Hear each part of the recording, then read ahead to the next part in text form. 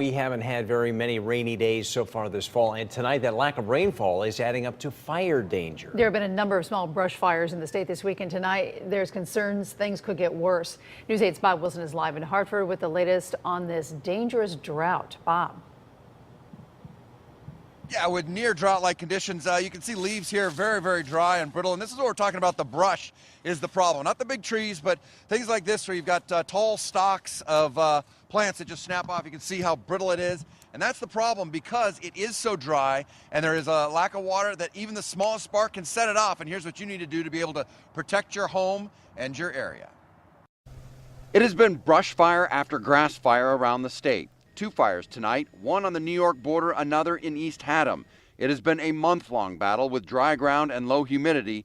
The conditions are primed for the smallest of spark. We're kind of in a drought. The soil is very dry, so what happens is the leaf litter immediately lights up, and then the fire drops into the soil and smolders, and it really becomes difficult to extinguish. Fire can stay in the ground for hours and then pop up later once firefighters are back at the station.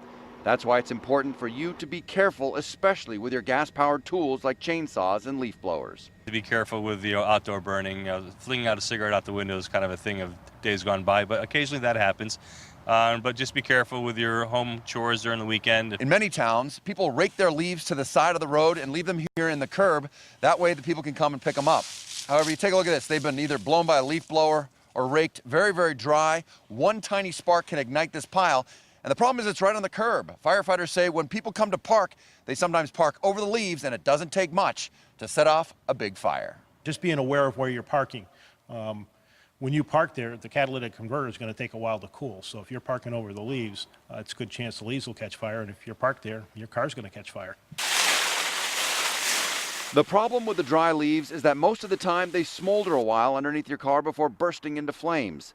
That means you're already in the house before you smell smoke or see the fire. In my earlier career, I saw a fire truck parked next to a pile of leaves, and the exhaust off the fire truck caught the leaves on fire just from being parked there. So it is an issue.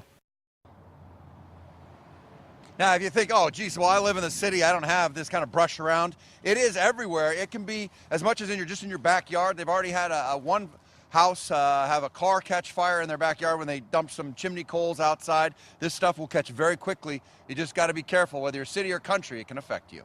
I'm Bob Wilson reporting live in Hartford, News 8.